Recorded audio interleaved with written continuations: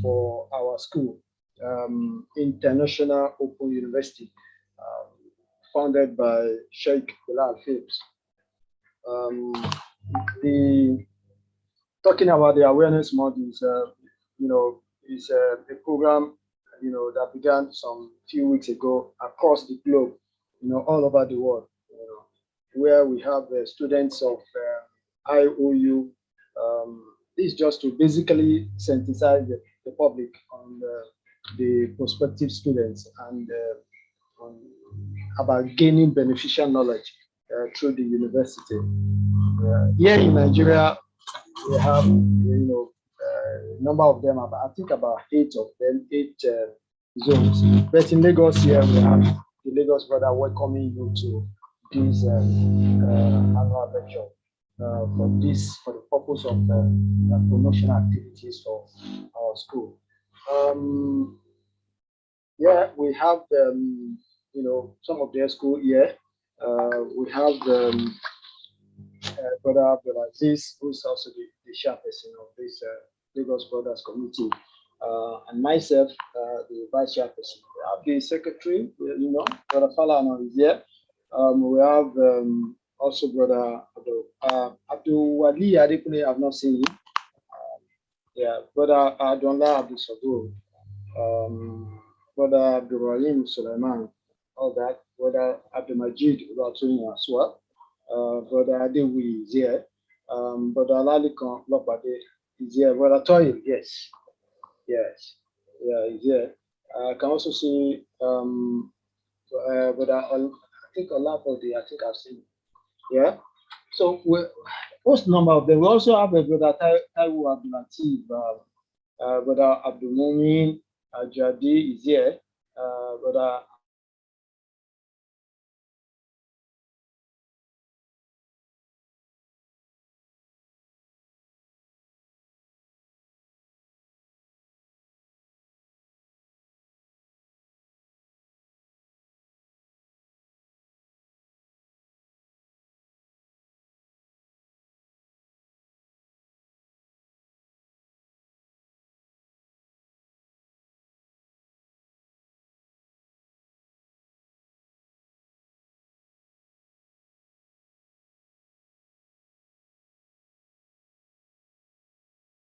the brother.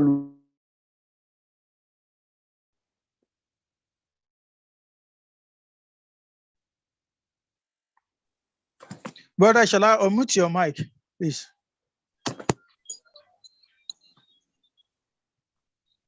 Can you hear me now? Yes, we can. Yeah. So right now we will go into we'll call our chairperson, Brother Abdulaziz, to give us the opening remark. Brother Abdulaziz, yeah, the floor is yours. Bismillah wa salatu wa.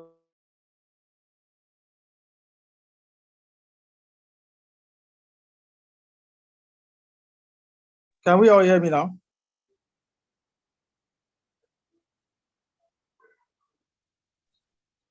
Yeah, we can hear you, sir. Okay, now, Bismillah wa salatu wa salam ala Rasulillah wa ala ahlihi wa sahabihi wa man tabi'ahum bi ihsan ila yawmiddin wa ba'd. We welcome each and every one of us to this wonderful gathering this morning. It's a pleasure to have our Sheikh within our midst once again. We know he has a busy schedule, but because of the duty and the responsibility of knowledge placed on him, he has afforded us some of his time to be with us and share his knowledge with us this morning. I will enjoy each and every one of us as the lecture is progressing, because he is someone that is very vast in the topic. We jot down points, and we also jot down our questions that will be asked at the end of the session. We ask Allah to make it a beneficial one to us. And we also use the opportunity to inform each and every one of us, although the rep will also tell us more about it. The programs offered by IOU, both the conventional programs and both the Islamic program, and how IOU has been able to blend together over the years the Islamic knowledge and even teaching the conventional knowledge from an Islamic perspective. We ask Allah subhanahu wa ta'ala to make the session a beneficial one to each and every one of us. Amen. Now.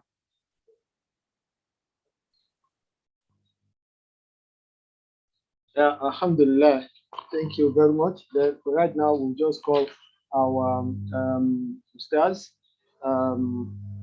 to, come up and give us the lecture. But first of all, it is better we introduce him properly. Sheikh Kabir Al-Asfar is the Imam of Al Jazeera Islamic Center, Unity Estate Central Mosque, Badore, Aja, in Lagos here.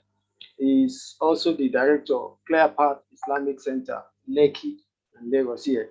So he went through the traditional process of learning the Quran from various scholars of Islam, and he became well grounded in the science of religion, and currently teaches some of these sciences. He was our guest, like I said earlier, during the maiden edition of the Lagos Brother Student Committee Awareness Month. And now he's here again to impart in us some of this beneficial knowledge. We are delighted to have him here with us today. Sheikh, the floor is yours.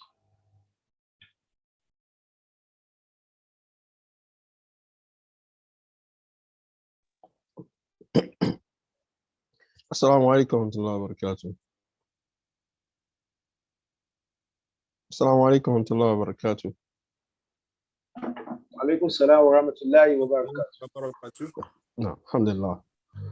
الحمد لله نحمده ونستعينه ونستغفره ونعوذ بالله من شرور أنفسنا ومن سيئات أعمالنا من يهديه الله فلا مضل له ومن يضلل فلا هادي له أشهد أن لا إله إلا الله وحده لا شريك له وأشهد أن محمدا عبده ورسوله وبعد إخوة الكرام السلام عليكم ورحمة الله وبركاته مرة ثانية.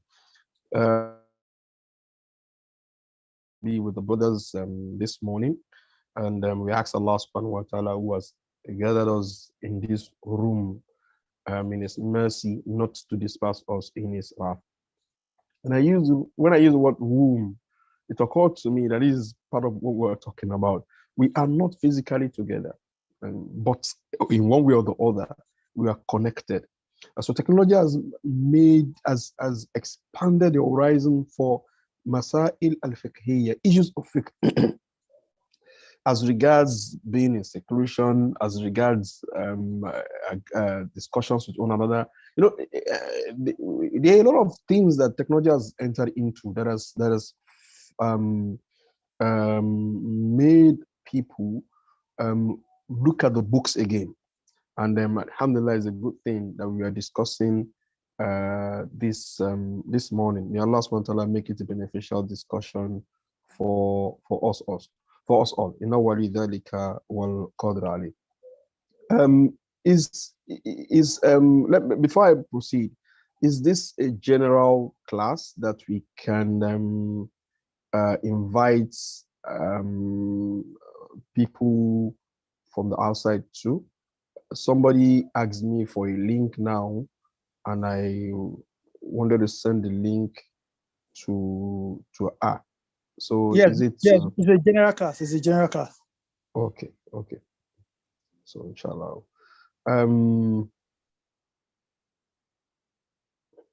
Okay. Now, okay. So I want to talk about we have about 2-3 things to discuss. We'll talk about knowledge. We'll talk about knowledge acquisition. We'll talk about the means of acquiring knowledge. So we all know, we will not start discussing what is the meaning of technology here. That is what we're discussing. Virtually everybody would have a sense of what technology is. It's like you look at some of the Arabic ma'ajim, dictionaries of Arabic, and then you find entries like a horse or a camel, and then the lexicographer, the author of the dictionary, will say al-hisan hayawanun ma'ruf or al-hayawan al-ma'ruf, the known animal. I mean, I can start defining a horse for you again, or to you again.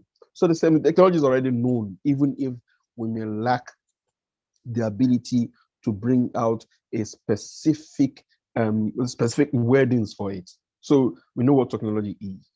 So also we know what knowledge is. I would just like to point to the fact that when we talk about knowledge in Islamic gatherings, we are not talking about mundane knowledge. We're not talking about medicine, engineering, nuclear physics. That is not what we're talking about.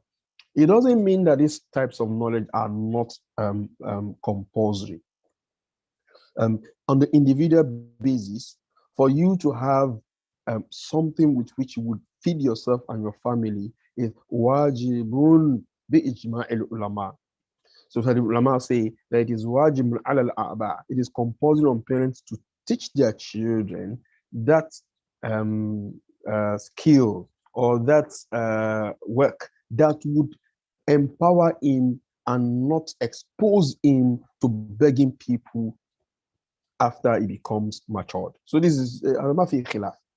However, some are even wajib on the Muslim community, particularly producing doctors that are females, particularly producing radiographers that are females. These are wajibun alal. And so basically, I said that to say that the knowledge we are talking about here, being assisted by technology, because we are Muslims, because of the context with which we are talking, is religious knowledge. Having said that, any praise you find in the Quran and the Sunnah for knowledge is not talking about mundane knowledge. Any praise you have in the Quran and the Sunnah for knowledge is talking about religious knowledge. Ay al-ilmu al-shara'i. علم العقائد علم العبادة علم المعاملات وما شابه ذلك. Whatever praise, it will not be wrong. It will be very, very wrong for somebody to say that. Don't you know Allah subhanahu wa ta'ala praise knowledge in the Quran? And he says, إِنَّمَا يَخْشَى اللَّهَ مِنْ عِبَادِهِ الْعُلَمَاءُ. Those who fear Allah subhanahu wa ta'ala are those who are scholars. And he's using this verse in the context of medicine. Look at that. You've made an error. The knowledge here that Allah subhanahu wa ta'ala is being praised is religious knowledge, not secular knowledge. That is, by the way, that was the reason why I mentioned the rule. So not someone knows that, are you trying to say that mundane knowledge is important? No, it's not. It's not important. It's important, but in its own context. When we talk about knowledge that is praised in the Quran and the Sunnah, we're talking about ilmul halali wal haram, what is right and what is wrong as far as Sharia is concerned. And there are numerous fada'il, virtues for knowledge.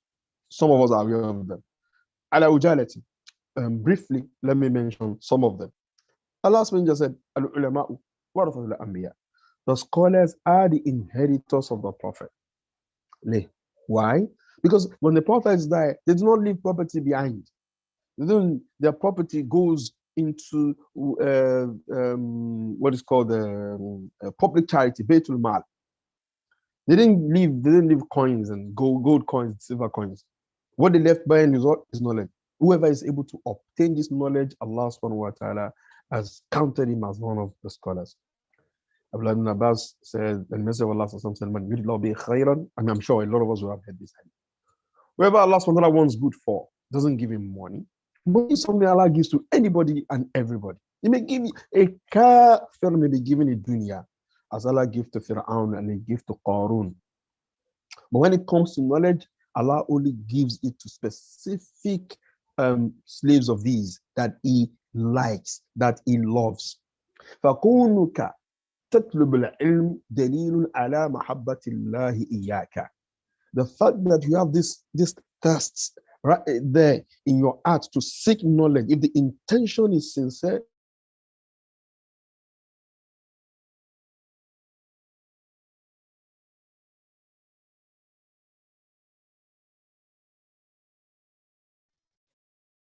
shows that Allah subhanahu wa ta'ala loves you. Can we hear me? A call came in, so my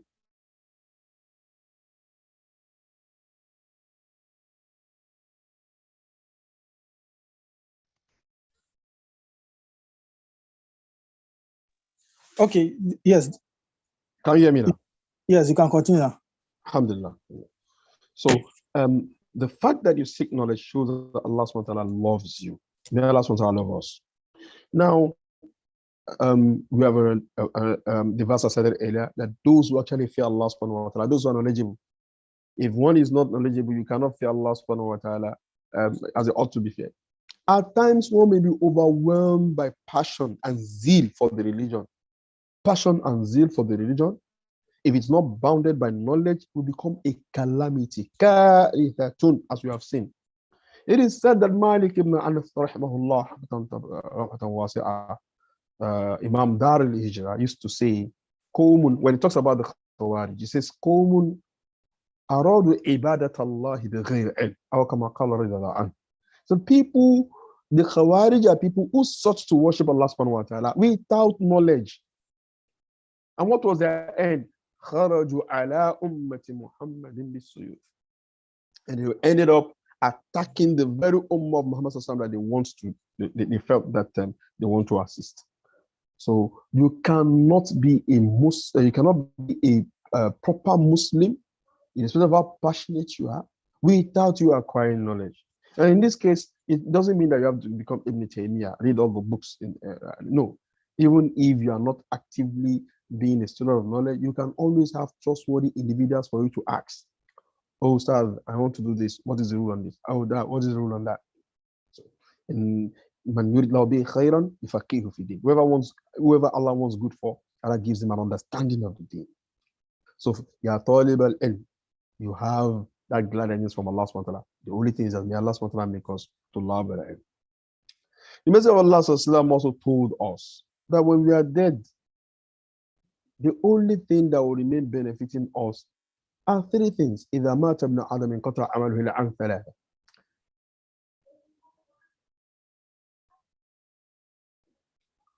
Can I go on? Can I go on? Hello? Yes, you can go on.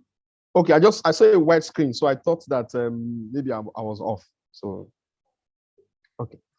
Now, so Allah subhanahu wa ta'ala also told us in the Quran, and it is min ajaib al-istidlal, that knowledge is so important that a dog in some of the madahib, some of the positions of scholars is deemed to be impure.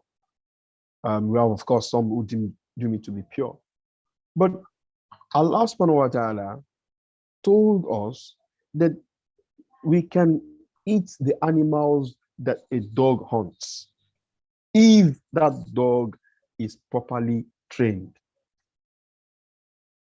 يسألونك ماذا أحل لهم قل أحل لكم الطيبات وما علمتم من الجوارح المكلبين تعلموهن مما علمكم الله فكلوا مما أمسكوا عليكم. Allah says that, look, the animals that you have taught, you taught them from what Allah subhanahu wa ta'ala has taught you. When you kill animals, you can consume those animals. Why? The one I remember, Sheikh Mukbil al-Wadi, he was saying that, look, Allah subhanahu wa ta'ala gave fadl. This preceded Mukbil. I just forgot the scholar I read it from initially. Probably it's going to even be Azarnujis Ta'alim Muta'alim. Ala kulli hal. So Allah subhanahu wa ta'ala gave fadl, virtue, to a learned dog over an unlearned dog. I mean, fada'il. So, and fada'il, the virtues of knowledge are so much we cannot admit. If the Ibn Qayyim's book, Ibn Qayyim al-Jawziyah, Miftahud Dari Sa'ada, is filled with the fada'il right from the beginning. So we're talking about religious knowledge. We've talked about the virtues of this knowledge. Now, I want to talk about what knowledge are we talking about? When we say religious knowledge, of course, we look at Islamic knowledge. But Islamic knowledge in what sense? This is a part of the problems that we have as a community of people who are seeking knowledge. Take, for instance, a Talib al-Ilm knows how to read Arabic, learned Arabic, or is Arab. Then he feels that, look, I want to read, I want to be so grounded in knowledge, and then the very first book I'm going to read is going to be Tafsir al-Tabari. I'm going to read Tafsir al-Tabari min alifihi ila ya'ihi. I'm going to read Tabari min ghilaf ila ghilaf, from cover to cover. This one will waste himself. Because this is what to learn is as important as how to learn. You don't start from there. This is why scholars have done books that suits every category and every person. Or you want to learn hadith, and so you feel that, okay, I'll start from Bukhari from cover to cover, the Muslim from cover. No, you don't start that way. And some are arrogant in seeking knowledge. If you want to learn hadith, you start with Arba'in and Nawawiyah. What was in Arba'in? It means that you are ignorant, because Arba'in and Nawawi says that in it you have the usul of Islam, the usul of the very fundamentals of Islam. Then if you move from Nawawi, you go to Umdatul Ahkam, where you have the bulk of the ahadith that are authentic, narrated by Bukhari and Muslim, that has to do with aspect of fiqh and worship. Then you move to Bulugh al-Maram. Then you move to Riyadh al-Salihin. If you can have a good relationship with these books, you've mastered the most important section of the Sunnah. It is then you can now read the Bukhari, and so on and so forth. So, what knowledge are we talking about? Ulama of Usul say that knowledge is of 3 types. Knowing this would allow us have the view of what we want to do and how to do it. Hunaka ulumun tu'tabar masadir is considered source knowledge, the Quran and the Sunnah. This is where we get our sources from, the Quran and the Sunnah. And then, if this is the source of knowledge, what do we want to acquire from this source? Sihhatul Aqidah or Sihhatul Ibadah? The Quran and Sunnah is the source. What do we want to achieve from this source? We want to get authentic creed and authentic worship. If you start by saying that, what do you want to acquire knowledge? There's one sheikh like that is very popular. I want to become popular like him. Wallahi khibta wa khasirt. You will not be rewarded. You will not be rewarded. Khibta wa khasirt. You will not be rewarded. We do not seek knowledge to argue with scholars or to show pride to those who are ignorant, or to acquire manasib wa masalih ad-dunyawiyah, positions or of dunya benefits. This may come later. You may acquire the popularity, you may acquire the name, and you may not acquire the name even in your lifetime. There are scholars who died and their works only became popular after they left this world. There are scholars who wrote works that people do not know their name. There are, like Al-Baykuni. Yes, I've seen people said that, okay, this is his name. But a lot of scholars, a lot of sharp that I've seen, they say that we don't know his name. We just know that this is Manzuma to Baykuniya because he had it at the end of it. And it's a very popular mountain. Like Qaida to Baghdadiya. Who is the author? So, he's not very popular. So, what is essential? Our intent to seek knowledge is Sihhatul Aqidah or Sihhatul Ibadah. One of the Salafs used to say, Talabna al-ilma li-ghayrillah. We sought knowledge for other than Allah subhanahu wa ta'ala. This happens at the point when you want to start seeking knowledge. Maybe you were in the MSS and you felt that, I want to become Amir. Or there was a sister that you wanted to marry, and you felt that, if I'm not eligible, this sister will not marry me. And then you sought knowledge because, of course, you will not. Or you said, those affairs used to marry more than one wife. Okay, let me seek knowledge. So these are not intentions to seek knowledge. So this Salaf was saying that when we started seeking knowledge, it wasn't for the sake of Allah subhanahu wa ta'ala. But knowledge refused to come to us except that our intention was sincere. This is a sincere person. Knowledge teaches sincerity for those who are open to it. May Allah subhanahu wa ta'ala make us sincere. So I've said that knowledge is of 3 types. The first one, al-masadir, al-ulum, allati al-masadir, the Quran and the Sunnah. And then we have ulum al-ghaya. What do you want to achieve? Sihhatul Aqidah wa Sihhatul Ibadah. This is clear. then what is the means with which you would acquire them? What is the means with which you would acquire them?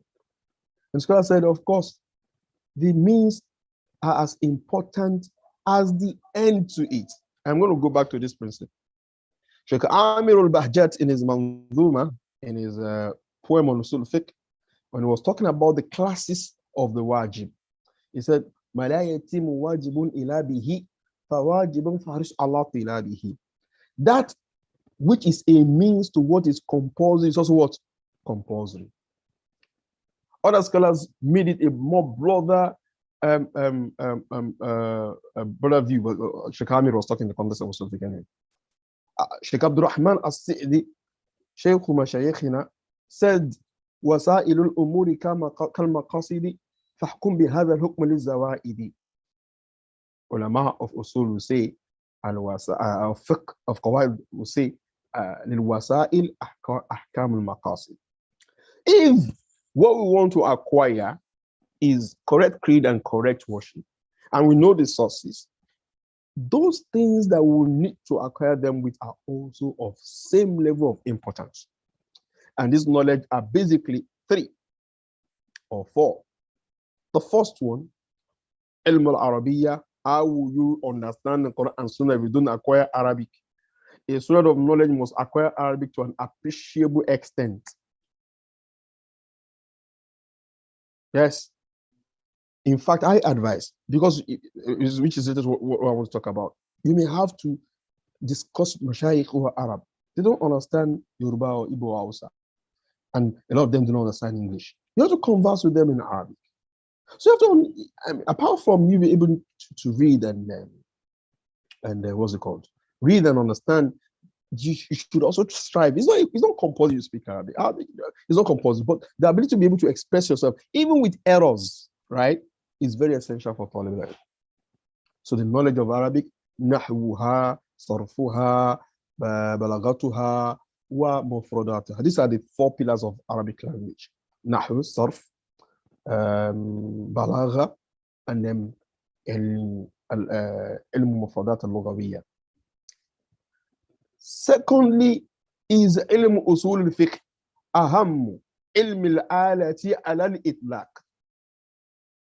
There was a ilm al-usul fiqh represents the understanding of the earlier companions of the Prophet sallallahu alaihi wasallam. When the Quran and Sunnah was being revealed, these people were Arabs. So who understood the context in which it was revealed? Who understood that there are some verses of the Quran that are general, and there are some verses of the Quran that are khas, specific, and that the specific would always overrule the general.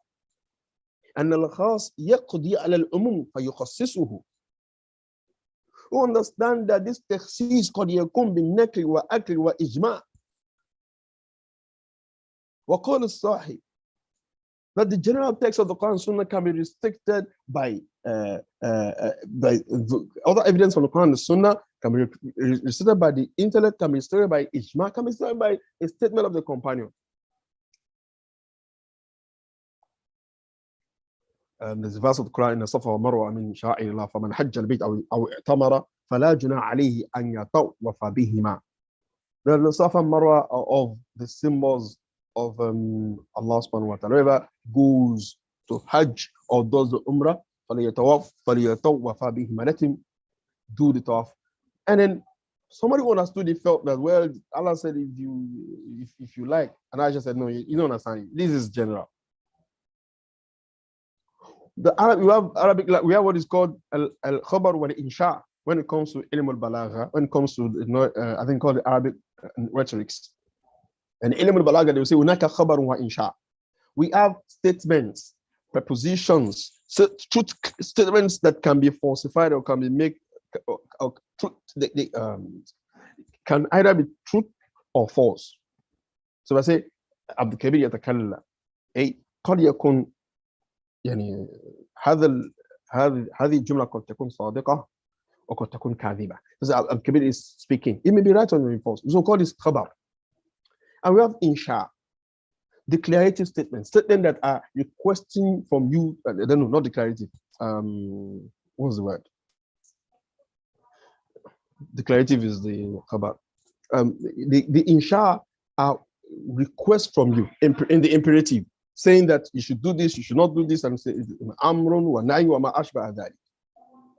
But the thing is this: if you do not understand Arabic sufficient enough, you will not understand that unaka khabarun yufidu al-insha. That there are akhbar that indicates a request from Allah subhanahu wa ta'ala. I've forgotten that English word. Anyway, so we need knowledge of Arabic, the knowledge of usul fiqh, with which we understand the Quran and the Sunnah. In fact, the muhadithun, it's a part of the problems we have. Some saying, well, the muhadithun are better than the usuliyin. That is nonsense. Who is better is none of our business. I think one of the Salaf said, Ya ma'shar fuqaha, nahnu, how did they put it? Nahnu al-attiba wa nahnu al-sayyad. That you people are the doctors, we are the pharmacists or something like that. These are complementary knowledge. It was the muhadithun, particularly Abdurrahman ibn Mahdi, who insisted that Ash-Shafi'i write the book Ar-Risala. Imam Ahmad said to one of his students, ما كنا ندري مجمل الحديث من مقيده أو مطلق الحديث من مقيده حتى جالسنا محمد بن إدريس الشافعي. And we did not know the hadith of a general import and the ones that are restricted until we sat with Muhammad ibn Idris al-Shafi'i. So this shows the importance of the ilm al-fiqh. And then the other one is ilm al-hadith. How do you know that a particular hadith is authentic or not? And then, of course, we have ilm usul, ulum al-Quran. Some added to it. I think that usul fiqh and musalah hadith will take care of ulum al-Quran. So basically, for me personally, these three, lugha, usul, and musalah are the essential ingredients of acquiring this knowledge. So we have this now that what do we want to acquire with our knowledge? It is correct creed and correct worship. And then where do we get this correct creed and correct worship? From the Quran and the Sunnah.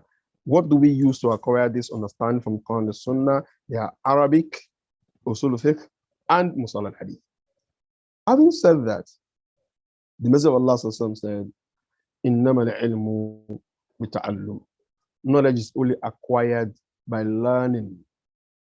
Innama al-ilmu bita'allum. Knowledge is only acquired by learning. Nobody is born a scholar. In fact, when the scholars of fiqh define fiqh, they would say, وَمَعْرِفَةُ الْمَعْرِفَةُ أو الْعِلْمُ بِالْأَحْكَامِ الشَّرْعِيَّةِ الْعَمَلِيَّةِ الْمُكْتَسَبَةِ مِنْ أَضِلَّتِهَا التَّفْصِيلِيَّةِ. They would say that fiqh is the knowledge of the rules of the Sharia that attain that knowledge of the rules of the Sharia that apply to our actions as human beings that are acquired. Al-Muqtasab min adillat al-tafsiliyah. You acquire them. And they say, why do we use the word al-Muqtasab? Because the knowledge of Prophet was brought to him by Jibreel alayhi salatu wasalam. He does not need to read and do this and do that for him to be able to acquire the knowledge. So for us, knowledge is to be acquired. Innama al-ilmu bita'allum. We acquire it. And if knowledge is to be acquired, we come to this triangle of knowledge right there at the apex. We want to acquire this knowledge. And then we are at the other angle of the triangle, and to love the ilm taramid, and to sammuhum. We have students who seek this knowledge. At the other angle of the triangle, you have this base, you have the scholars. These are the ones who teach the tulab al-ilmi, who teach the knowledge that is at the apex of the triangle. Now, within this triangle, there are means with which we would now acquire this knowledge. And this is why we want to talk about technology today. In the past, people acquired knowledge. And this also why this discussion is, it will delve into usul, also come into issues of hadith. In ilm al-hadith, you have what is called التحمل والأداء. التحمل أو ترك التحمل والأداء. How do you take hadith and how do you disseminate it? This is how this section of Ilm al-Hadith talks about how to acquire knowledge. How knowledge was acquired at that time, and how to acquire knowledge in our own days. And this is going to be our focus, inshallah. All else is muqaddimah. So, turku tahammul wal a'da, how do we take hadith and how do we relate it? At that time of the Prophet sallallahu alaihi wasallam, people did not need to learn Arabiya. كانت سليقتهم العربية. They spoke Arabic naturally. It was part and parcel of who they are. And this is why there is no way anybody who comes after that generation will be as knowledgeable as they are.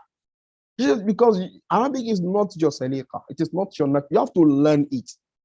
And it's even more difficult now. It is said that pure Arabic collapsed after the collapse of Banu Umayyah. You know, we have two dynasties who ruled Islam in those days. After the Khulafa Rashidun came the rule of Banu Umayyah. After the rule of Banu Umayyah came the rule of the Abbasiyun, of Banu Abbas, the Abbasids as they are called in English. With the collapse of Banu Umayyah, scholars could not depend on the language of Arabs, sawa'an al-Arab al-Hadari or al-Badawi, because the lisan became tainted. The Arabic tongue became tainted. So for us, you have to acquire knowledge of Arabic. So how would you acquire Arabic and be better in Arabic than someone like, say, Imam Malik or Shafi'i or Ahmad al-Hanbal? These ones are zaman al-izdihar al-Arabiya. Their language. So when we talk about somebody mentions the contemporary scholars and saying that compare these contemporary scholars with the Salaf. How would you? It's naturally impossible. This miza, that this distinguishing factor, they were ashabul lisan. So we have to acquire them. Secondly, at that time, it was for Sahaba, they were taking hadith from Prophet sallallahu alaihi wasallam. Nobody will say, nobody will ask Abu Hurairah, are you trustworthy? No. So there was no ilm musalah hadith at the time of the companions companion of the Prophet sallallahu alaihi wasallam. There was no ilm musalah because you just ask, okay, it's Abu Hurairah. So it has to be something that came later when the chains became more extended. Okay, you want to know everybody on the chain. So at the early time, it was memorization of this thing in your heart. You heard the Quran, you memorized. You heard the Hadith, you memorized. In fact, Mr. Allah used to prohibit people writing Hadith when the Quran was being revealed. And later I said, okay, no problem. Now people have memorized it. They won't mix it up. So at that time, then even after this, the Muhadithun laid down their principle about how do you take knowledge and how do you deliver it. And then they have about 6 or 7 ways. I'll mention them, then tie this to what we're discussing. Number 1, as-sama'. The Sheikh is reading and you are listening. Sheikh has his book, like you are in a scene of Malik's tahdith. He has a muwatta. Says, Haddathani Nafi' an Ibn Umar and in Nabi sallallahu alaihi wasallam. So when you are going to relate that hadith, you're going to say, Sami'tu Malikan. I heard Malik say, Aw Haddathani Malikun. Malik told me. Why? Because you were there in that Majlis al-Sama' or Majlis al-Sama'.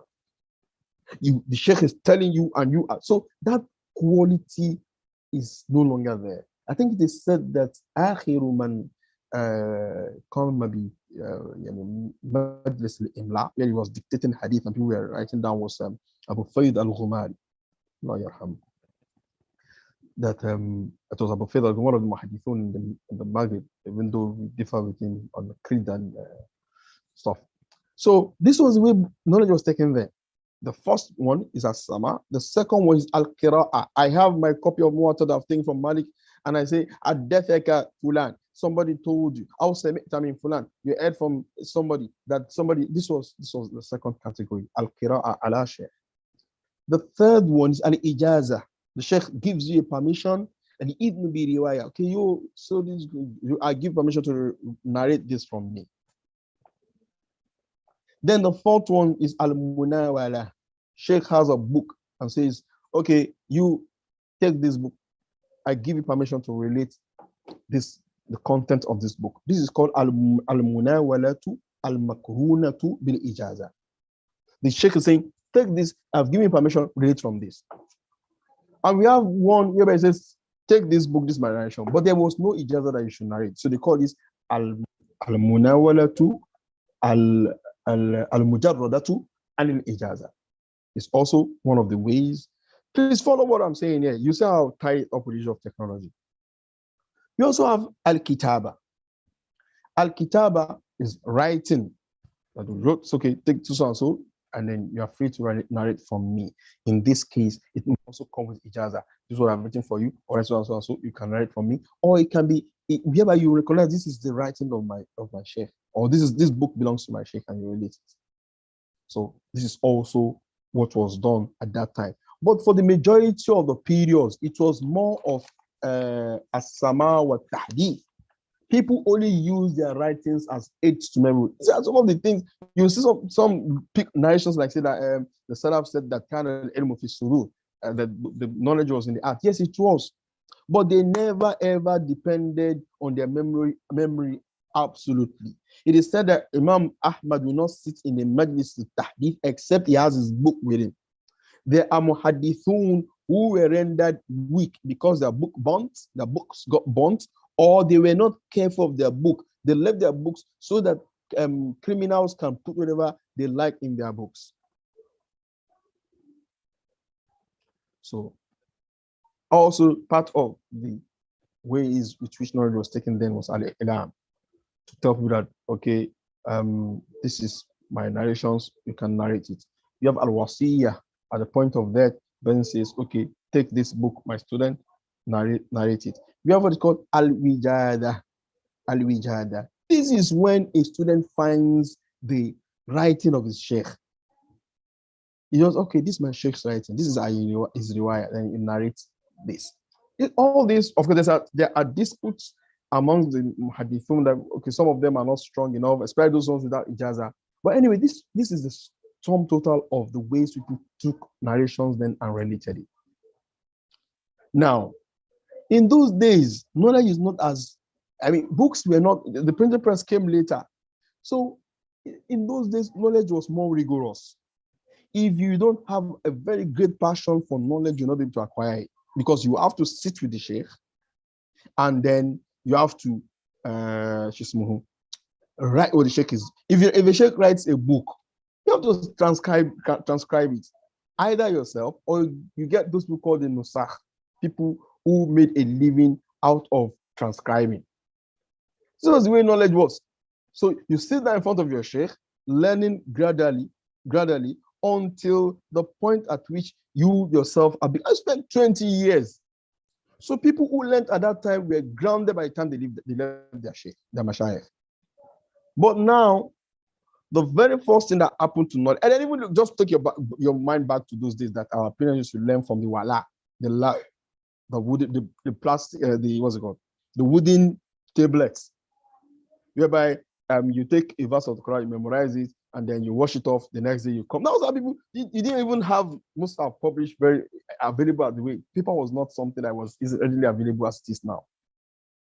So the printing press was the first thing that democratized the seeking of knowledge. And then people acquired education, so everybody can just go to the market and decide, I want to buy Ibn Taymiyyah's Majmu' al-Fatawa. I want to buy Ibn Abi Zayd al-Kirawani's Misala. I want to buy, you buy the book, you go home, I want to buy Ibn Hazm's Muhalla. You have the money, you buy the book, you read, and then at that time, there was a very strong peer review process. It wasn't official, but it was there. It was informal. So if you say nonsense, we will correct you. Okay, no, this guy is, what I've said is wrong. And then there's also a way of the ruler looking at what people, I don't want to go into that. Now, it was a very gross process then. Now it becomes so is that everybody and anybody can buy books and make his opinion known. So the chaos started coming in gradually from that. So knowledge was democratized with the advent of the printing press. It now became liberalized with the advent of the internet. Even with the availability of books, books are very, very expensive. You want to buy a 30 volume, 40 volume book, how are you going to do it?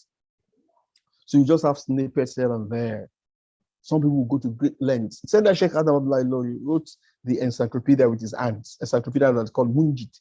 He had to write it because there was no money to even do what's called a photocopy. So he started, that is why he was very, very good, as some have said, in Lugha.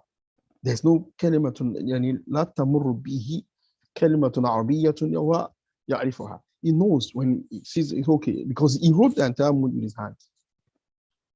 But now with the advent of the internet, with the advent of social media, we have a liberation of knowledge, exploded.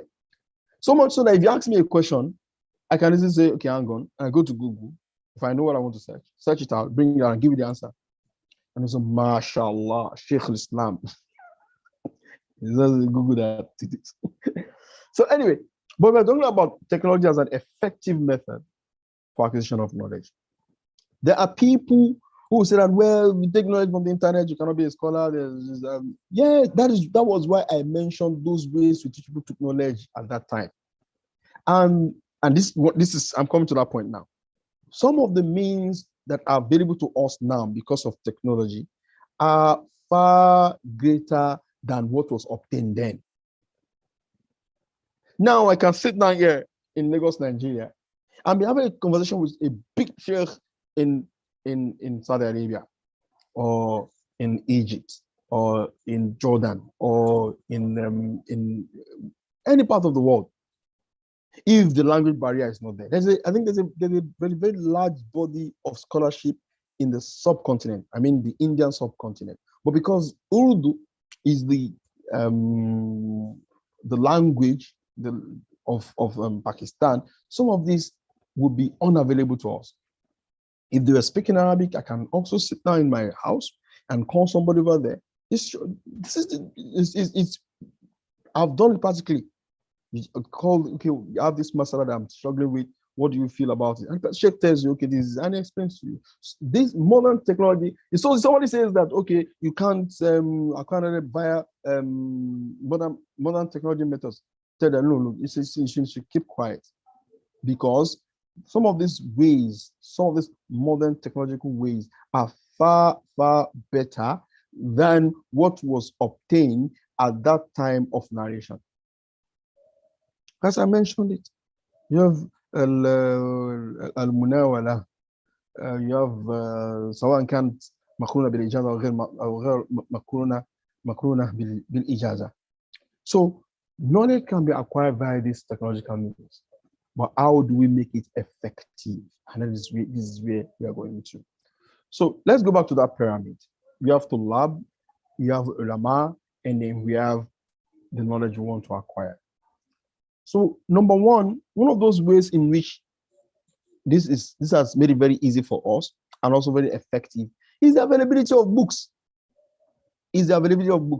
There are books that will not have money to buy, to ever look at, if not from Maktaba to Shamila. This is the plain fact. Currently, I'm trying to buy a book, one of the authoritative books in Maliki Fiqh. Hashiyatu Dusuki ala Sharh al-Kabir. Now, this is the authoritative book in the Muta'akhirin for later Malikis as regards the mother. So I asked for the price in Kano, so 28,000 or so, or 24, I'm not sure. A new print, 68,000. I don't have that money, but I need to look that book and to have the access to that book if I'm looking up stuff as far as Maliki Madhab is concerned. So what will I do? So I've been reading the electronic version found in Maktaba to Shamila. Before PDFs became very, very popular, it was Al-Maktaba to Shamila. You had access to Bukhari. And for a lot of us, how many people have access to Sahih Bukhari? When in those days that we were speaking, when you tell somebody this hadith is found in Bukhari, he's not going to believe you. The books that were available, there's anybody who, you may have people who were not in that area. That time, the books that were available, it was Minhajul Muslim and Fiqh Sunnah of Said Sabiq. So if you are discovering somebody, you have to mention Minhajul Muslim or Fiqh Sunnah. Those are two books you could mention. So how we now have some Muslims, so everything now available, courtesy of Maktab al-Shamila. Then when PDFs came, I mean, Maktab al-Shamila could have errors. One of my sheikh then, I think 2004, we were discussing, I was saying that okay, some people have problems with Maktab al-Shamila. And he said yes, that what he did while he was writing his research in Jamia Islamia was that he would go to the library, and because oftentimes libraries are filled with people, he would do his research with Maktab al-Shamila, then cross-check in the printed works. So there could be errors in printing and stuff like that. But it's no longer a major issue because we now have PDFs. PDFs are like the exact copy of that printed book. So one of those ways in which technology has made it very easy for us is accessibility to books that some of us will need to save for ages to acquire.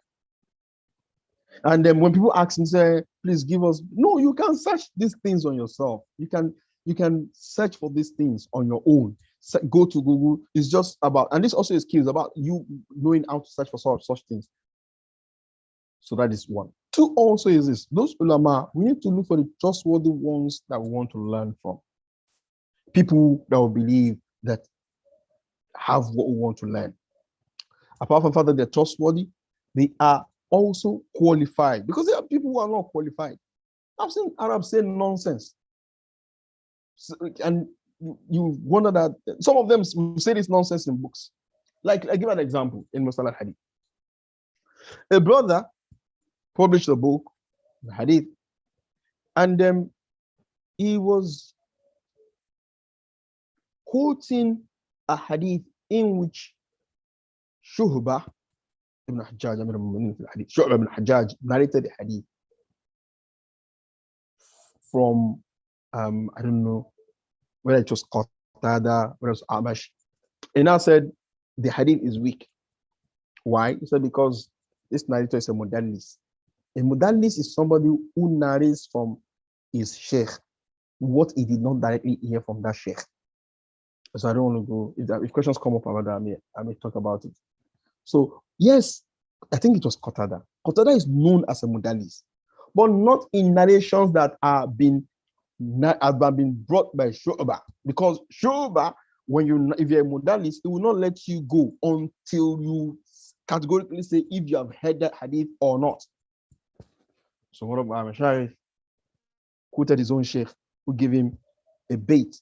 Qatadatun a'mash was-sabi'i idha rawa Shu'batu kas-sami'i.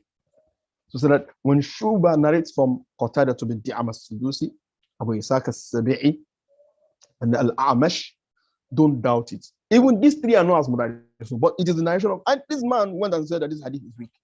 So no, some of at times you have people who are not qualified. So what is left for us is to look for qualified people who are also available to learn from.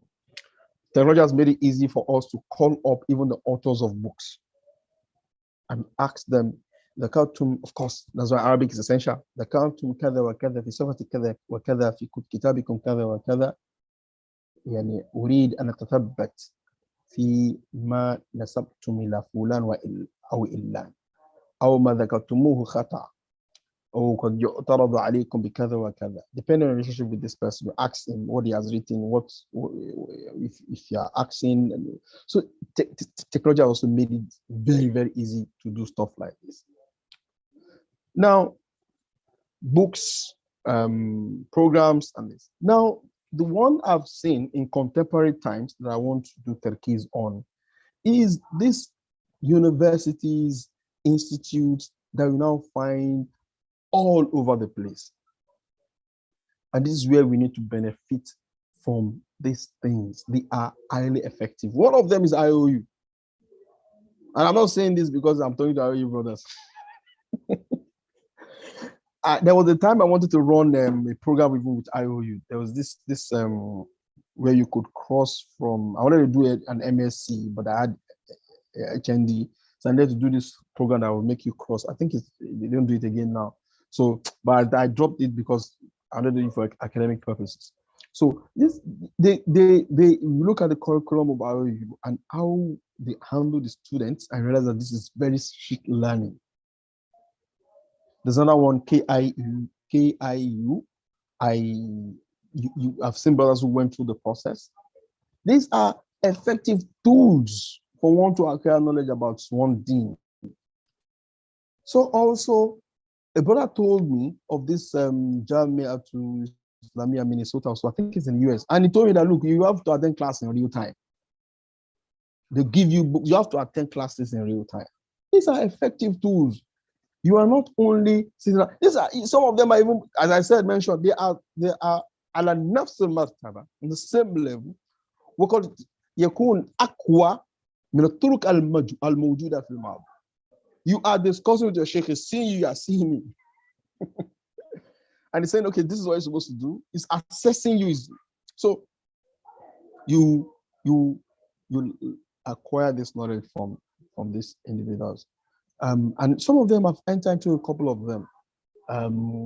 When I wanted to really focus on Maliki fiqh, I did the basic Maliki course with Sheikh Naif Ali Mubarak. I did it again with Sheikh Muhammad Mahmoud Shinkiti. Did it again with Sheikh, did half of it with Muhammad Mahmoud Shinkiti, and then with Isam Bashir al-Maraqishi. I mean, the Mashayikh are coming to classes, and then they are giving you lessons, and then you have a weekly program whereby it's live. You ask them questions, they respond to you. So there are a lot of ways of benefiting on. In fact, now here at Jamia Islamia Medina is also doing Sharia programs online. If you have the money, just register and then you're doing it. Recently, also University in Jordan also is doing Maliki fiqh online. I didn't enter because I was already engaged with a particular institute, and then it was expensive, $130. It's not easy these days. So these are effective tools that you can say that Sheikh so and so taught me. So we have this great opportunity, and at times we still waste our time. Even for me, even to be able to attempt to read the Quran, it was not an easy thing. Not talk of acquiring Arabic. You have to move far, work a lot of places, and now all this you can acquire by your phone. Somebody has a smartphone, and the only thing is looking at is movies, pornography. The person does not have sense. Wasting your phone on pornography, on sex chatting, on all these things that will be problems for you. So may Allah subhanahu wa ta'ala assist us. So, and there's another, I want to mention two things here. First one is that because these things are out there, oftentimes unregulated, I see people making errors. You join this class on Loga, join this class on Balaga, join this class on Hadith, join this class on, you will not acquire anything. You have to have a structure. First thing first, learn what you ought to learn first. And I mentioned this briefly earlier on. You have to acquire Arabic first. So if you want to join any of these institutes, look for one that teaches Arabic, join the Arabic first. Okay, what is essential? You want to learn fiqh, join one that teaches fiqh. Fiqh, according to the Madai. You have Mahad al-Buhuti, Ma'had al-Nawawi. Ma'had al-Buhuti teaches Ambali fiqh. Ma'had al-Nawawi teaches Shafi'i fiqh. You have Mahad Khalid teaches Maliki. Yeah, all these teaching from the basics, they take you through. I've experienced some of that, see that the quality is very high. So you have to understand what you want to learn, and how you want to learn it. Even if you're not that keen on being a student of knowledge and acquiring Arabic and stuff, there are programs that are supposed to teach people the basis of their deen. Also in the English world, I'm not very familiar with those ones.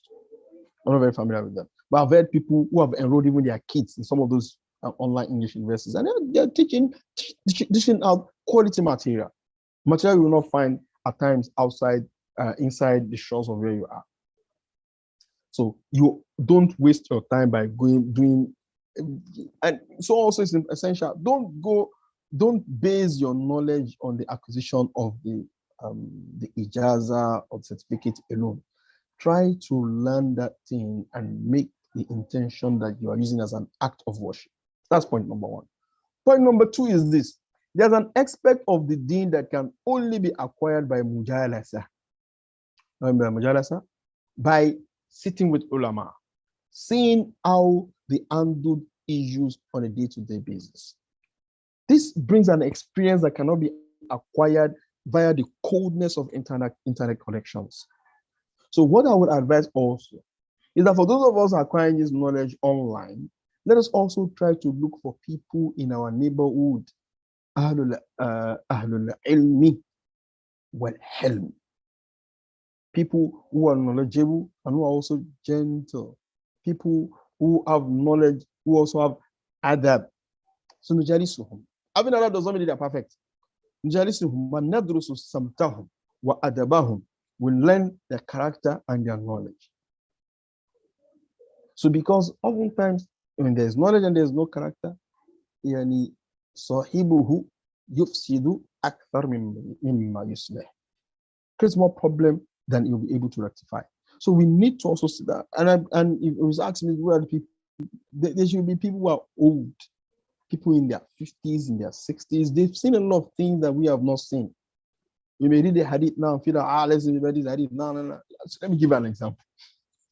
There's a brother, if he sees these women wearing trousers and stuff, he goes to them and says that he says he will curse them in Yoruba. Those ones will look at, what did we do to this guy? And some of them will curse him back. It becomes a fight. And he was asked, why are you doing this? He said, Mr. Allah said we should curse them. Where did Mr. Allah say we should curse them? He said, Mr. Allah said, Sinfani min ahlin nar. 2 types of people from the people of hellfire have not seen them. And the second type of category is who? People, nisa'un ariyatun kasiyat, or kasiyatun ariyat, women who are dressed and yet naked. At the end of the hadith, Mr. Allah said, il'anuhunna fa'innahunna mal'unat. Curse them, for they are accursed. He implemented these literally. He sees these people. Some of them are not even most of them are not Muslims. Start cursing them. This is not the way scholars. You know the scholars have implemented this hadith.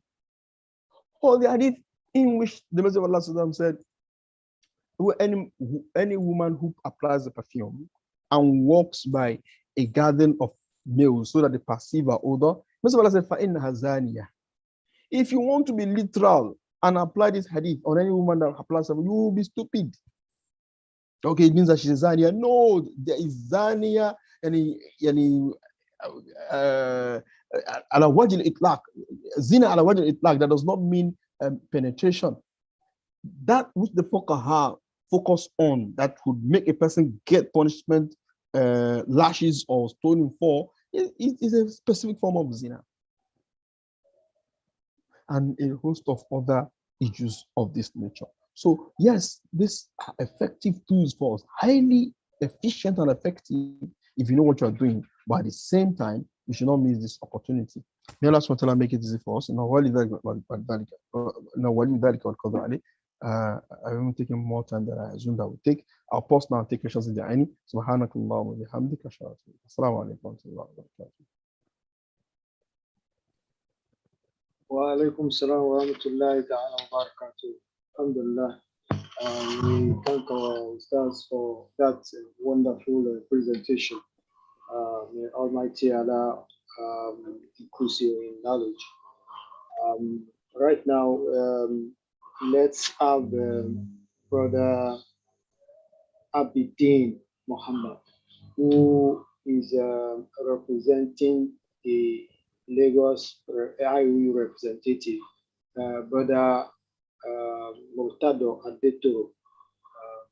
I can see he's been here with us from the beginning. Once again, Brother Abidin, you are most welcome. So the mic is yours now. Assalamu alaikum wa rahmatullahi. Please confirm if you can hear me. Wa alaikum salam. Wa alaikum salam wa rahmatullah. Okay, now, alhamdulillah. Okay, so just like it has been said, so I am Abidin Mohammed, and I am basically representing Brother Murtado, so who is basically the LU representative for Lagos. So basically, I'm going to be taking us to IOU information about IOU. What are those things that we need to know about IOU? So let me share my screen. So please confirm once you can see my screen.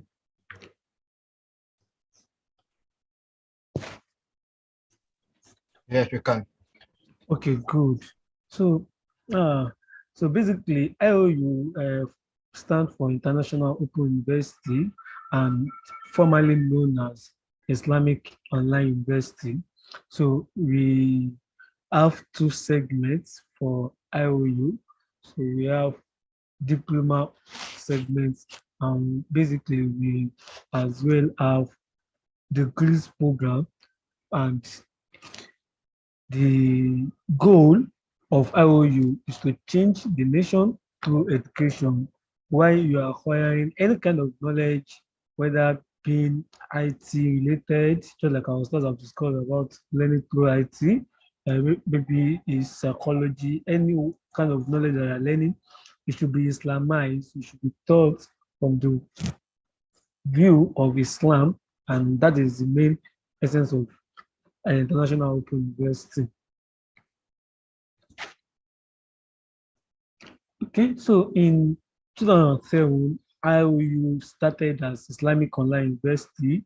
So as at that time, in 2007, IOU has 22 free diploma courses which students can come in and take. And as at that time, we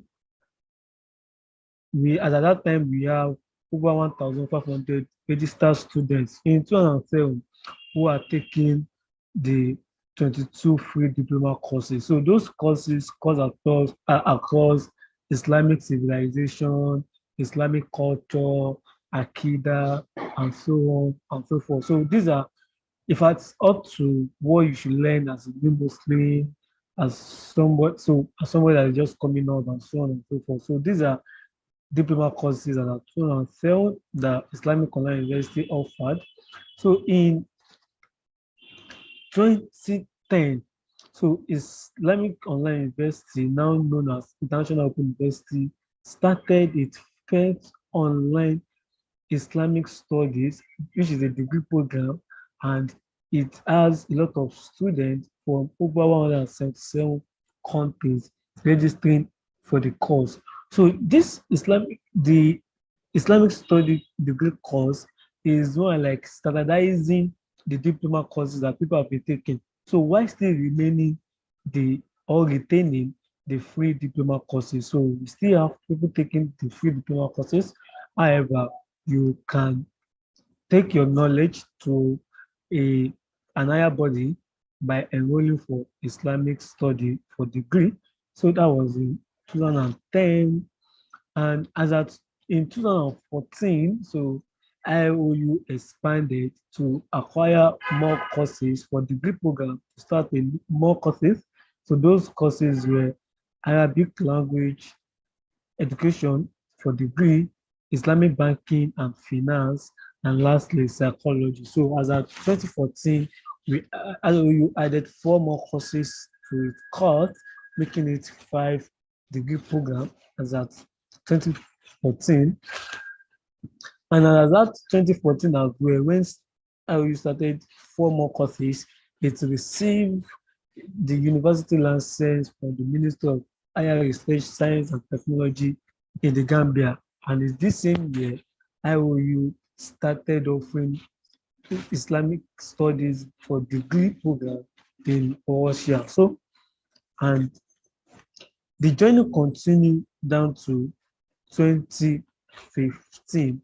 So IOU deemed it fit to as well add additional course to its already 5 established courses, which are business administration and information technology. So, and this makes it the 7 basic degree programs that IOU runs up to today. And also in 2015, IOU started its master's program for Islamic studies. So since you have the degree, so it is very easy to start what's it called, master program for Islamic studies. Okay, so as at 2017, IOU established another what's it called BIS for people in Indonesia. So, and still running presently.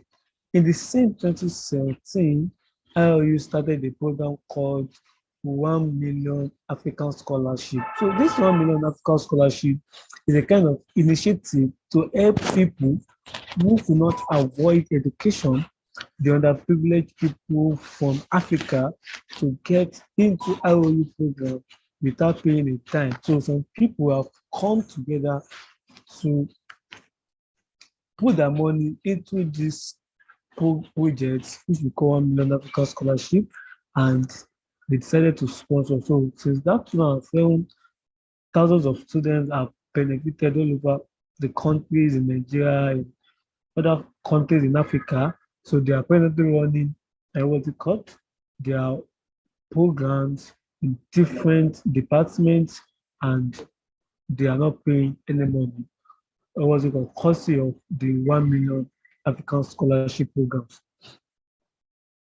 Okay, so in 2019, so as 2019, when IOU needed to register or be accredited for each of the degree program that is running, there was a need to change the name from Islamic Online University to what we have today as International Open University. So, and the headquarters still remain Banjul in Gambia. So, and even though the name changed, National Open University, the standard, the solid education, and every other thing still remain the same. So, same way in 2019, the National Accreditation and Quality Assurance Authority granted in Gambia granted IOU institutional accreditation, so making IOU in well-known and accredited institution. In 2021 as well, the same National Accreditation and Quality Assurance Authority in Gambia granted some of the degree programs what's it called? Its accreditation, and among them we have Arabic, Business Administration, Islamic Banking, and Finance. And as of 2021, which is last year, IOU has acquired over 600,000 students from over 221 countries. So it makes it IOU the only university in the world that have reached as far as 229 countries, and that is a huge numbers of countries, and IOU is still counting. Now, the next thing is to tell us about who is now the brain behind IOU, and no other person than Dr. Bilal Philip Abu Aminu. So for us, we must have heard about Dr. Bilal Phillips before. Is the one that started or that founded IOU of today. So he's a Jamaican, and is also a Canadian Islamic scholar. Dr. Bilal Philip was born as a Christian, and however, in 1917, he converted to Islam. He had his first degree program from the University of Medina in the Department of Islamic Studies. So that is where he had his BA, and he proceeded to have his master in Islamic theology from King Saudi University, and as well he went to University of Wales in UK to have his PhD in Islamic theology. So Dr. Bilal Phillips has taught Arabic and Islamic study in different higher institutions and universities from different parts of the world for the past 20 years. So among those parts of the world are Saudi Arabia, United Emirates, and Qatar. So we are in all these countries and to teach different students, different schools, different universities, Arabic and Islamic studies. So more often than not, in most of the places where he has taught, he is always the one to set up Islamic study departments in those universities. and he is one of the most influential Muslims in the world today that we have. So, and as of today, Dr. Bilal Philip has authored over 50 published books. So among his famous book is The Fundamentals of Aqidah. So it's a very well-known book that teaches us the basic concept of Al-Aqidah Sufi that every Muslim should know. Then in his work, he said one of the reasons why he has came up with IOU is that making authentic Islamic knowledge readily available to the world through the medium of internet solely for God pleasures is a noble and God-defined mission worthy of sacrificing one energy and means for. And that is basically what IOU represents, making the knowledge of Islam available to people, irrespective of what you want to learn, what you want to become, your career goal.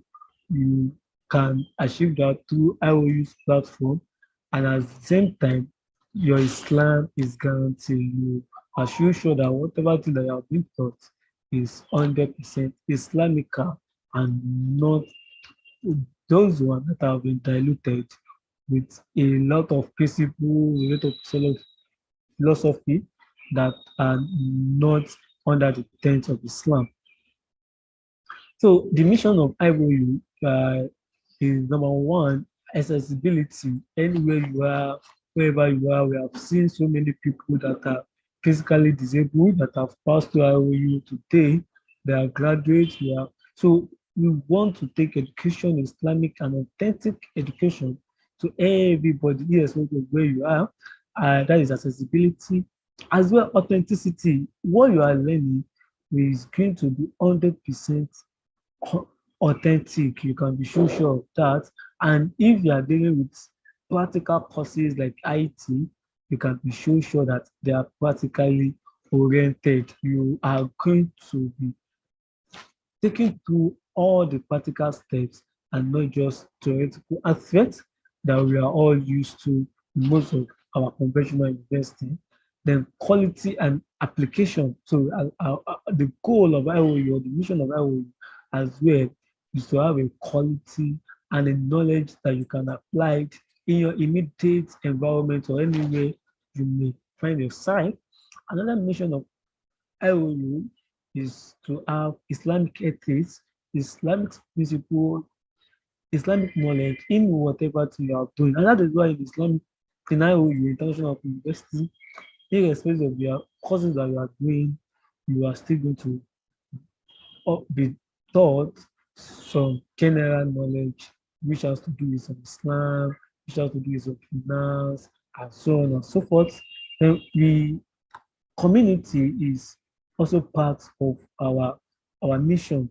We believe that the essence of having an authentic knowledge or Islamic knowledge is to make the community a better and a safer place for us. So we also take into consideration community where we live, and that is why one of requirements to graduate in IOU program is that you must have a community service or commitment that you have done to your community in order to benefit people in your immediate environment.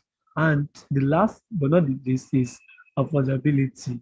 I can assure you that the money being charged for all this authentic quality and Islamic knowledge that IOU offer, they come at avoidable prices. These are the prices that you may not really get anywhere again.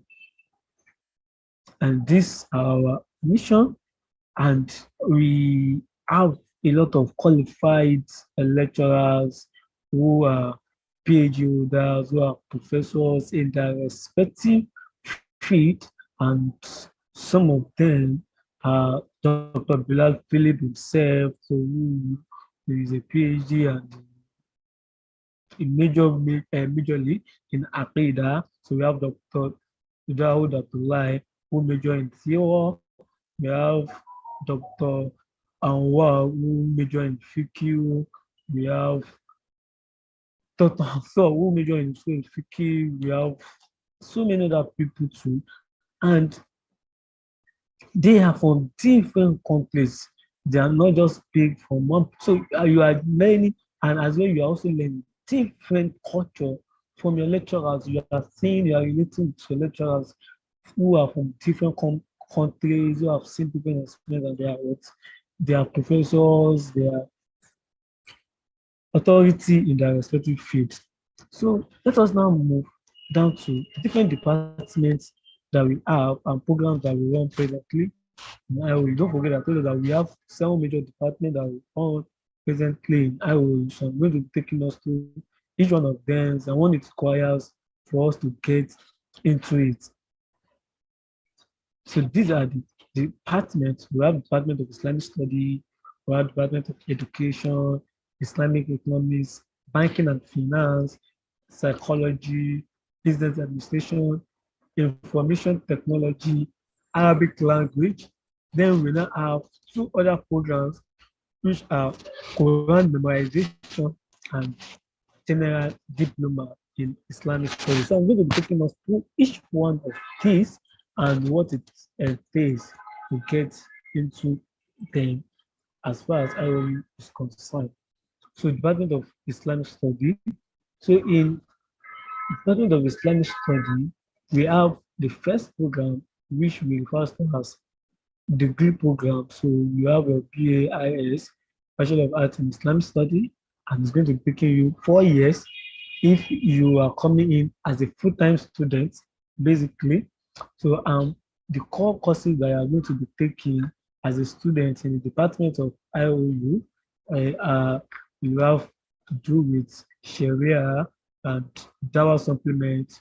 You are going to be taking some courses like education, psychology, finance, management, and ICT. Just like you know that we are in the world of IT, so whatever thing that we are learning, we believe should be what they call blended with ICT. So, and because our goal is for us to be relevant in the society, and that is why you are seeing that even when you are coming in to study Islamic study, you are still going to be doing some IT related courses. Okay, apart from this 4 years program, we have another program that we call Bridge. We have another program that we call Bridge to Master Degree Program in IOU. So we call it Higher Diploma in Islamic Study. So this program is basically for people that have gone to another university and they want to have master in IOU. They want to have master in IOU. However, they don't have what it called BA in Islamic studies. So this program, what's it called, is for them to do first so that they will be able to do it, to take courses, master in Islamic studies now, which is 1.5 years. Okay, so we as well have another program which is master, so which is basically 2 years.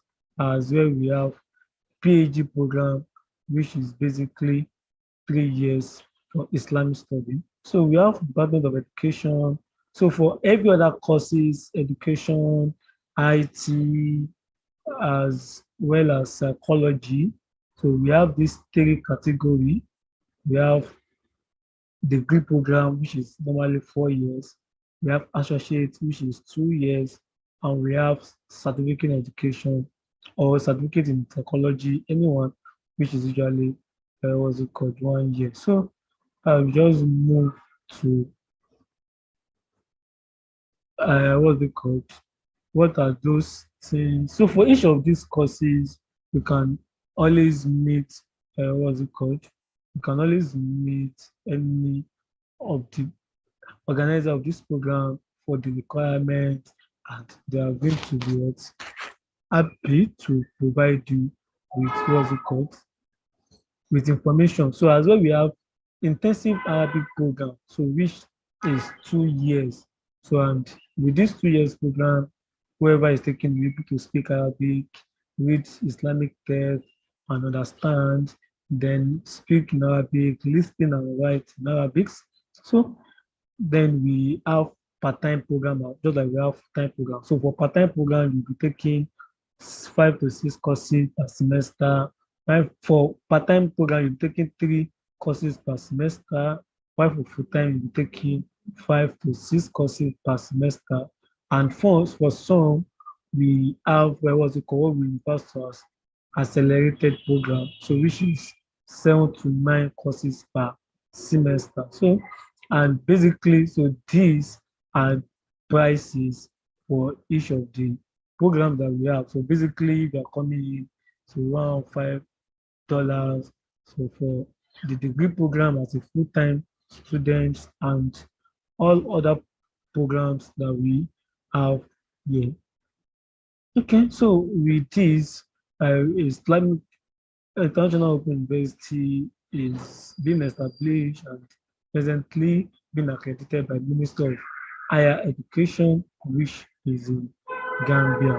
So and so on and so forth.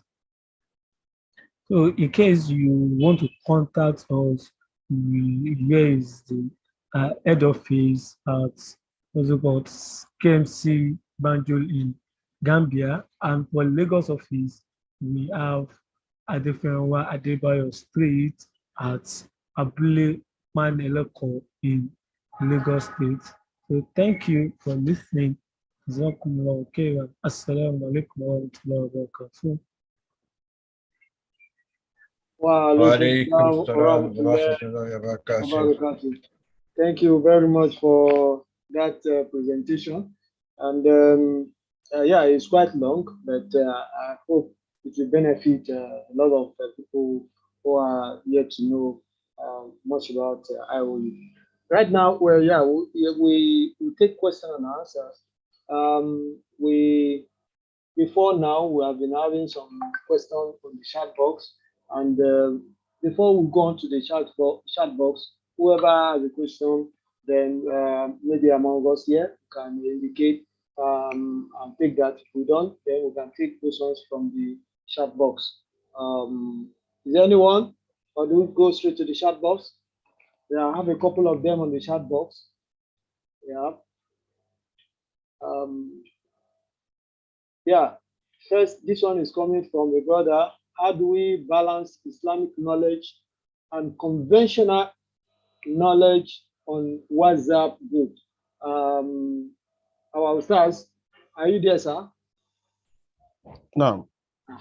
So the question is about how do we balance Islamic knowledge and conventional knowledge on the WhatsApp group? I think all the social media as well. So not only on WhatsApp, but all the social media. Alhamdulillah. Perhaps what this person means is okay, let me take it this way. Your Islamic knowledge does not contradict what you are learning on Facebook or WhatsApp or whatsoever. It's about you planning it. Say what you mean by conventional is you're in a regular university and you're learning there. So what do? You just factor it into you just like you have a university timetable. You draw out a timetable also for those classes you want to be taking, and then you also look at the fact that there's supposed to be flexible classes that will be able to align with your classes, regular classes in the university. You can shift them to you just make sure they're flexible, that you'll be able to take, for instance, like Mahadul Khalid, because a lot of the lectures are what's it called? Are pre-recorded, so you can decide that, okay, I'm going to take 2 days to listen to all the lectures that have been dropped on the website. So it's about you looking and arranging your program as it's going to be. However, if what is meant by knowledge on Facebook is just by reading people's posts and comments and stuff like that, that one is not knowledge. That one is not the systemic, organized knowledge that I'm talking about. So that one, you don't even need to try to reconcile it with anything. It's just, if you need to encourage people online at all, devote a few minutes of your day to it, and then focus on your regular knowledge. Okay, thank you very much. There's another one. How do we balance seeking Islamic knowledge as well as seeking money for survival? This is very essential. You must not sacrifice one for the other. Because if there's no sustenance, knowledge will not even stay. You can't read the complex text even if you are hungry. Try reading the very complex text while you are fasting. You discover it's, or maybe it's subjective, maybe it's me, but I find it difficult to read a book like Muqtasar Khalil and then when I don't have food in my stomach. So on a serious note, you're going to need money to survive. You're going to need clothes on your back, a roof on your head. You're going to need to feed your family. So it's not, you just have, and there's no Baitul Mal in Nigeria that is going to sponsor you for anything. So you just have to find a way to combine the two. The thing about knowledge is this. You see, if you are consistent, you are going to achieve even if you are slow. Let me give you an example. We have 365 days in a year. Let us say that, okay, we don't even have, you don't even have up to that. Let's say you have 200 days, 200 days in a year. These 200 days, if you are diligent with it, if you memorize a specific amount of material each day, you will memorize several poems. Baikunia is about 34 bait. Rohbiya is not up to 100. What's it called? Some of this Nadm of Usul is just probably about 90. Now, in 200 days, I mean, we're not saying even 365, 200 days, you'd have achieved a lot, even if you're memorizing a bait per day. So also if it is Quran, imagine you memorizing 2 verses per day, and you are consistent with this, and did for 200 days. 2 verses per day times 200 will be 400 verses. And one say, well, is that not small? But look at what you achieve in a year. Nothing. A lot of us, okay, I remember. No, starting small and being consistent is a very good thing. So it's about you sitting down and planning how to match the two. You can't sacrifice your economic life. I mean, it's disaster. The knowledge also will not even be able to stay. And then, of course, you have to continue knowledge. At times, people come say, I want to acquire knowledge. No, don't stress yourself.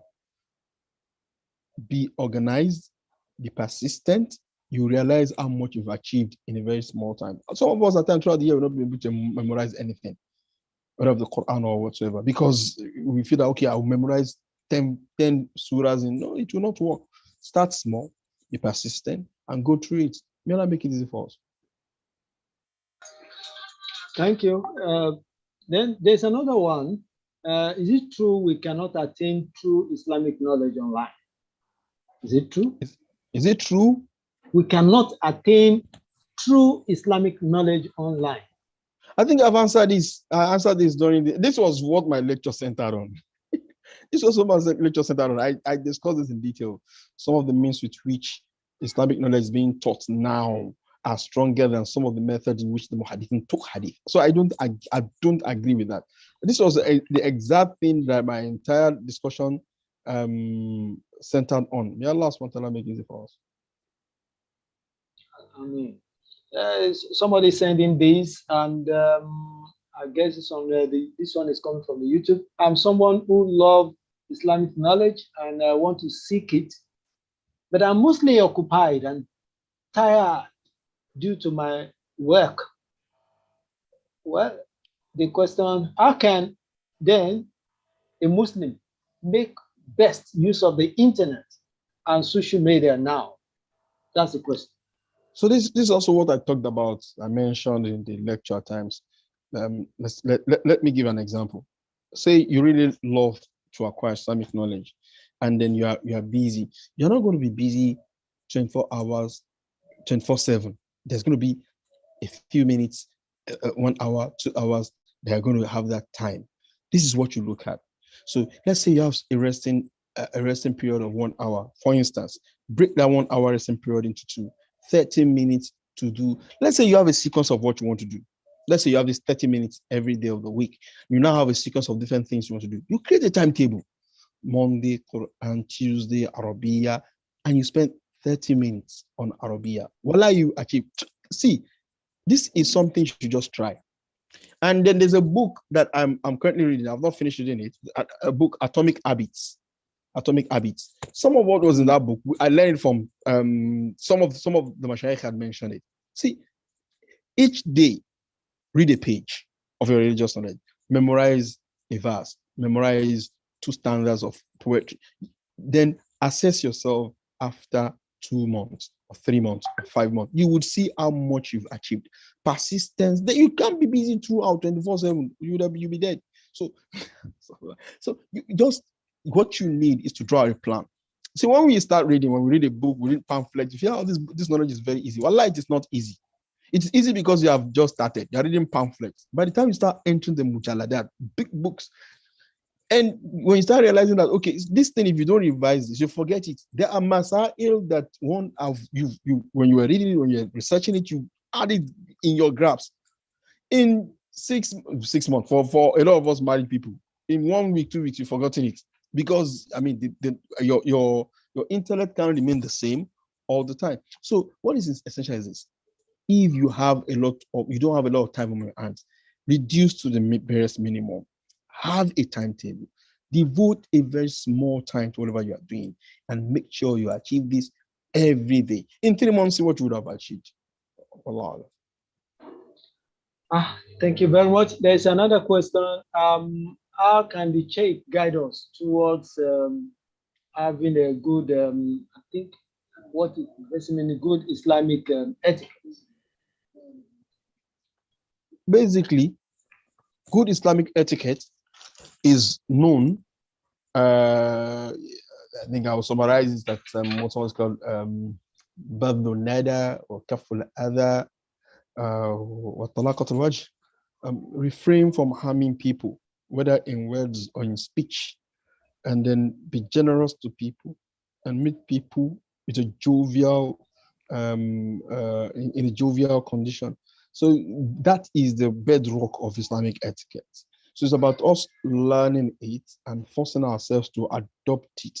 If you're a Lagosian that you are used to cursing people because of the way Lagos is, so you force yourself that, look, Islam does not like this. So it may not be easy, but it's achievable. So when it comes to etiquette, by learning. The hadith I said at the beginning, إِنَّمَا الْعِلْمُ بِتَعَلُّمْ, not necessarily acquired by learning, has the second version, إِنَّمَا الْحِلْمُ بِتَحَلُّمْ.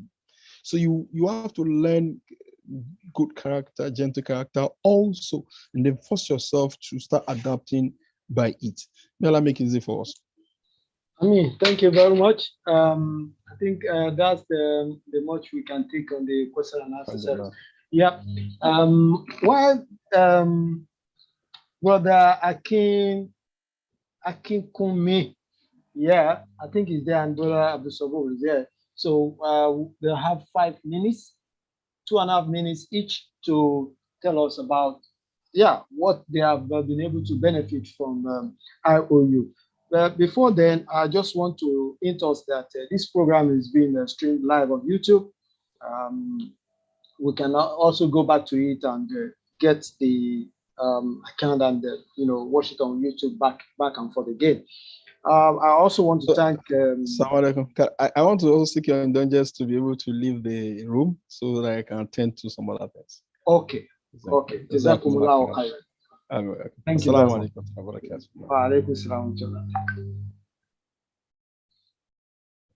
Yeah. Also, we just we can now call on Brother Akin Kumi. You have 2.5 minutes to make your presentation. Are you there? The mic is yours.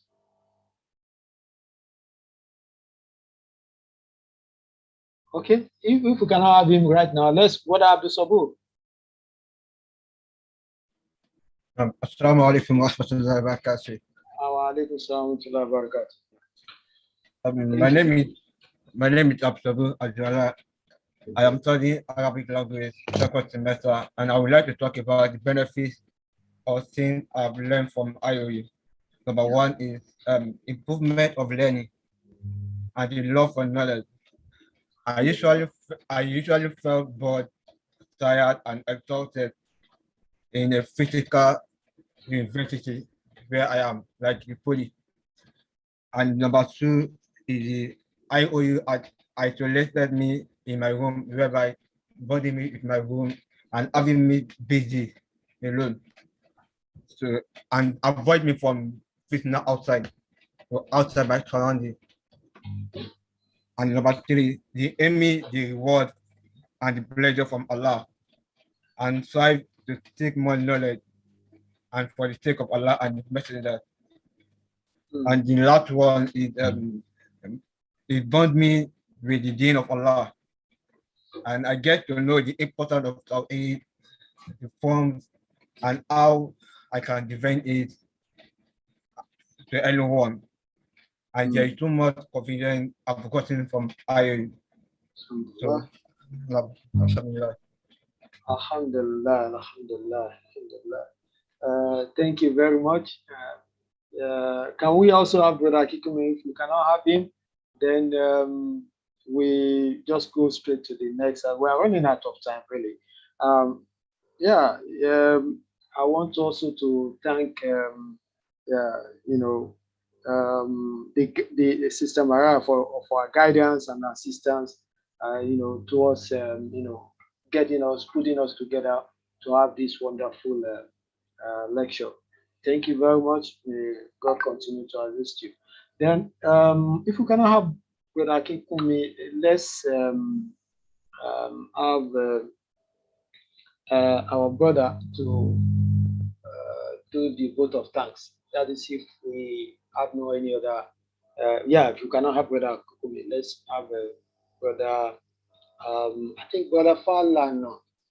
Are you there?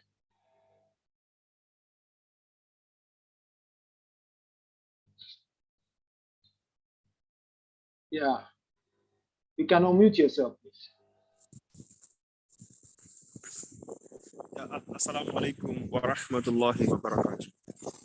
Wa alaikum salam wa rahmatullahi ta'ala wa barakatuh. Alhamdulillah wa salatu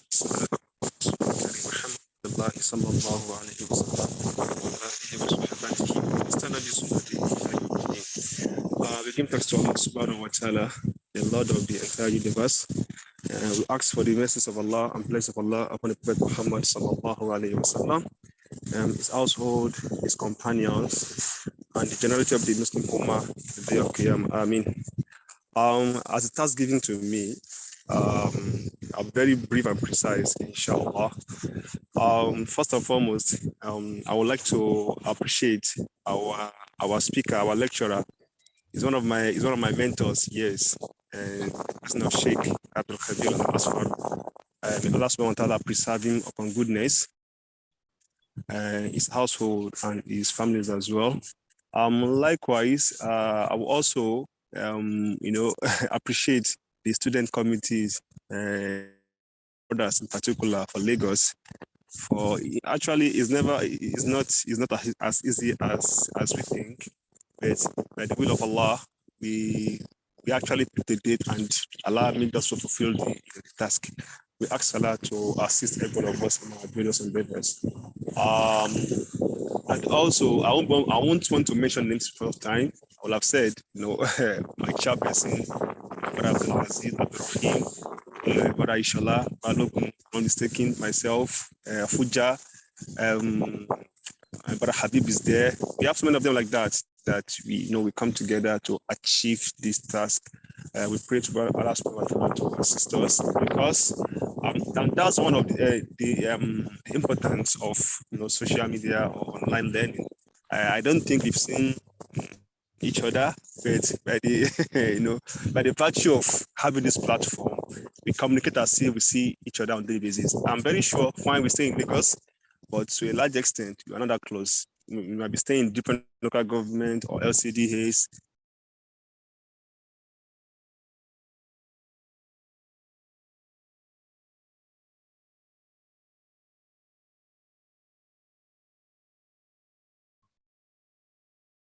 Assalamu alaikum. Seems Brother Falana lost connection there. How is she programming herself that virtually all the time she has time to know to share information with us on the platform? At any time you make a request, instantly, promptly, she will respond. So I would say just exactly Sister Maria, Yala, what do you this one hereafter? And in generality, the IOU itself, as an institution, Dr. Abu Amina Bilal Phillips and our Vice Chancellor, Dr. Bari, came to Nigeria recently, and all other instructors, professors, lecturers, and both the teaching and non-teaching, staffs. We really thank every one of them because IOU has really, me particularly, I can talk about myself particularly. IOU has, expanded my horizon in terms of learning, and I was able to learn at the comfort. But there was a day I was attending a meeting. I was in a public transport, and I could attend the meeting from the beginning to the end. So, personally, myself, I've gained a lot from IOU. So we say big jazakumullahu khairan for everyone, and for all those whom I can't even mention their names, I can't even recognize them, that indirectly or directly they have contributed to the success of this program. We ask Allah subhanahu wa ta'ala to bless every one of us and to make everything in terms of lessons or learnings that we are here to be beneficial for us. That's one of the motives. That is, whatever you have learned in IOU, make it part of your life. And that's what we are doing right now. So we ask Allah to bless every one of us, to assist us in all our future endeavors. And lastly, I will use the opportunity also, to thank those who, because I have some people that they are really willing, to start the programs, IOU programs, but one way or the other, they have been hindered. But their interest, in fact, some of them they wanted to join the program. One way or the other, they couldn't attend the program. And with us, they are with us, in their minds. So I also extend our thanks to them that hopefully one day, inshallah, we shall meet in our destination, which is Al-Jannah Firdaus, inshallah. May Allah make everything perfect for every one of us. Once again, jazakumullahu khairan. Wow, thank you very much. Thank you very much. Thank you very much. I think before we close, we actually invited Brother Ibrahim Akikume, and I could see that he was raising up his hand just immediately after we call on Brother Falana up. So I don't know if he's there just to take the last 2 minutes we have now to make his presentation, then we'll close. Brother Ibrahim?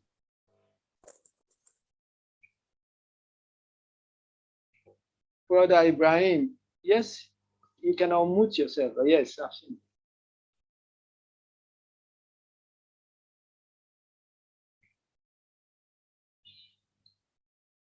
Oh, seems he's having issues with his mic. Now, Assalamu alaikum. Wa alaikum salam. Now, we thank everybody and we appreciate each and every one of us for the time. We ask Allah subhanahu wa ta'ala to reward each and every one of us. Subhana rabbika wa bihamdik wa nashhadu an la ilaha illa ant wa astaghfiruka wa atubu ilayk.